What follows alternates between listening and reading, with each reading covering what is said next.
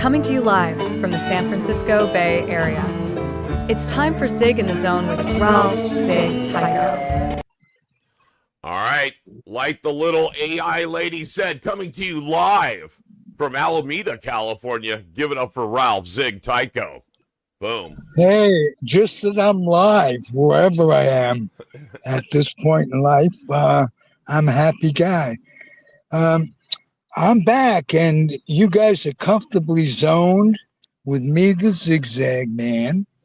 And if you're new to this, what we do basically is talk a little ganj, talk a little baseball, old school baseball, and talk life. And we have fun, we kibitz, and no better guest to kibitz with than Lenny Levine. Yeah. Ooh. Oh, yeah.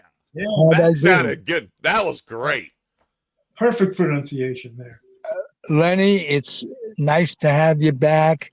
You've become part of the Comfortably Zoned family. Thank you. And Paul and I are comfortable with you. And more than comfortable with you guys. Oh, beautiful, beautiful. Let me start with Paulie today. How the fuck are you? He knows how to greet me in the morning, right? Couldn't have been better if it was with bacon and eggs, right? That's beautiful. I'm fucking doing well, Ralphie, considering the state of affairs in our country and our lives. I'm here in the bunker. I call this the bunker. Why? Because I'm just like, I'm hunkered down with my favorites. I got a big bottle of seltzer and shh, don't tell anybody. A whole bunch of caffeine and a whole bunch of caffeine in a little bottle. Eva Braun with you in the bunker. No. Then I'm a happy guy. Oh, and Lenny, where are you calling from? I am at my home in Bethel, Connecticut, sitting in my office here with my baseball memorabilia in the background. Although the sun is shining on it, you can't really see what it is. But a lot of old Ebbets Field photos and Dodger pictures and all kinds of stuff. I got Ted Williams wearing nothing but a towel and practicing his swing in the locker room. And I was very reassured when I saw that to see how skinny he was, because that's how skinny I am. So, in that we are similar, but I guess in nothing else at all in the world. It's an unusual photograph of Ted Williams. Hey, let me interrupt for a second. Happy Jewish New Year's. Oh, thank you. Not just to you, but to all those that celebrate, and all those Jews and aspiring Jews.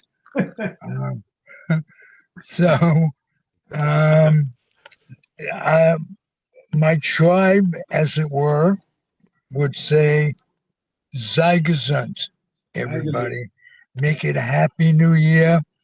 And hopefully it will be a new year, speaking of Jews and Israel and what have you, where Jewish people can take back their country from a fascist pig who is killing a lot of innocent children in Gaza. It's gotten to the point, and believe me, I'm a Zionist. Those hostages need to be returned post haste, not soon enough, yesterday. But you don't fight fire with I don't know what I'm looking for, but I'm talking, my main reason is Jews have gotten a lot of negativity, and it's American people have gotten a lot of negativity for the same reason, and it's unwarranted. our leaders, Trump and Benji, are pigs. And it's not our fault as a people. But it is our fault if we have the ability to stand up and fight it, and we're not doing it. So, for the most part. But good news this week, we got Kimmel back. Yeah. And it inspired Kimmel Colbert and Rachel Maddow to join forces. And so how is this going to be? How is this going to be done tonight? He's going to kind of apologize for assuming? I hope he doesn't. I don't think he'll apologize. He's a non-apologetic kind of guy, but he might say something that he shouldn't have tried to choose his ideology, or shouldn't have guessed it wasn't going to be. I don't know. But then I think he's going to go all in, right? That's the big tell right there. You know, he lost about maybe a quarter of his audience. Networks aren't picking him up, which is unfair. The two networks, the two subsidiaries aren't going to carry him. They're not going to carry him? Did they say that today? Okay. We'll see. Because quite honestly, he's going to pick it up in all the other markets. Yeah. Whoever didn't watch him is going to watch him tonight. Watch him, yeah. And a lot of his viewers are on YouTube after the fact. There's right. Millions of viewers on YouTube. So people are not going to be shielded from what he has to say. They're not going to be able to stop that. Well, in any event, I feel much better about that situation than I felt a week ago. It was getting to the point where infringing on our rights to be entertained is too fucking much. I mean, give me a break. And you know what got Kimmel kicked off the air had nothing to do with anything that he said that was wrong. It was just that Trump was coming after him, and he said it. Kimmel's next. And they were just looking for anything. And I played that tape 1,000 times. He was very benign. I'm sure. And it's odd, that someone who is a venerated martyr, that people get in trouble by just quoting what that person said. What Charlie Kirk said. It's his words, and yet when people quote them, certain of them, they're looked upon as defaming him. How can somebody be defamed by his own words? I mean, it shows he's been telegraphing what he was going to do, just like Ralph Branca.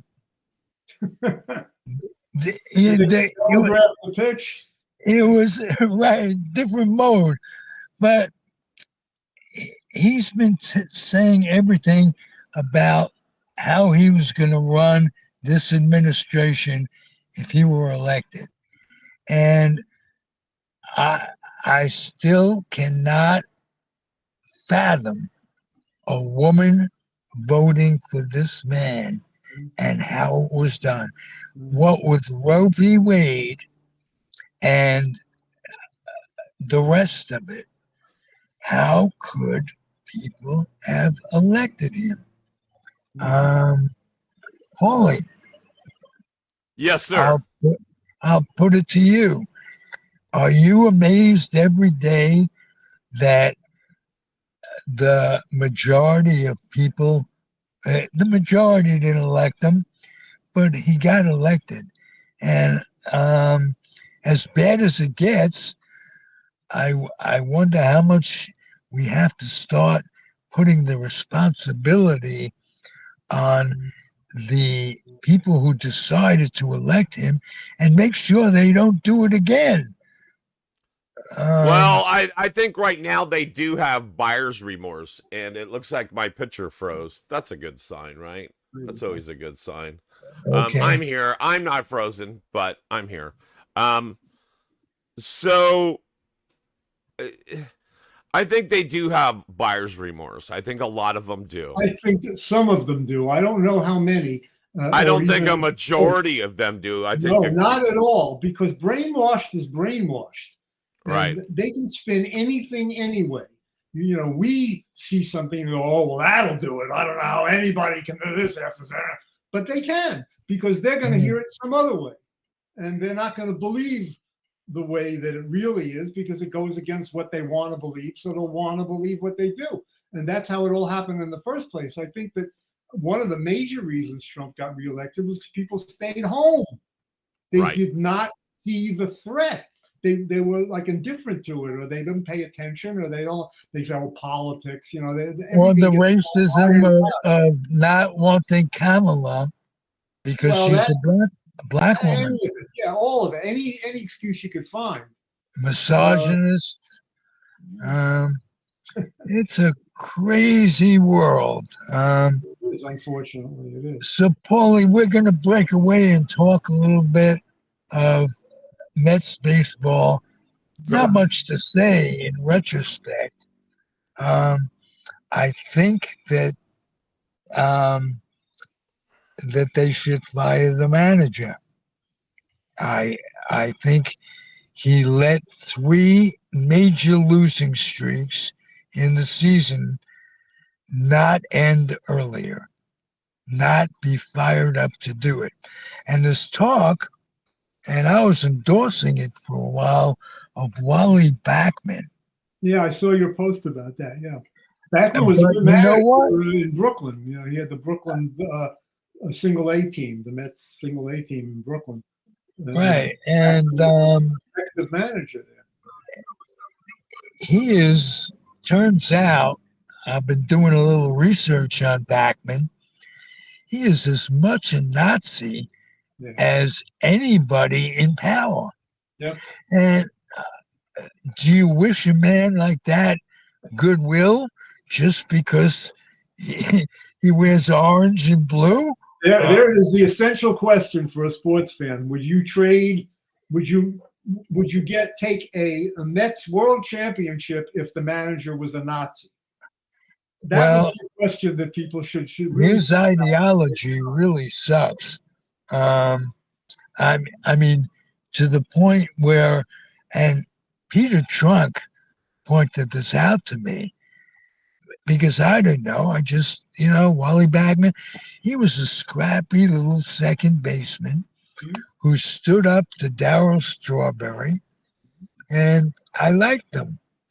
And I think the Mets need a fire lit under them. The players do.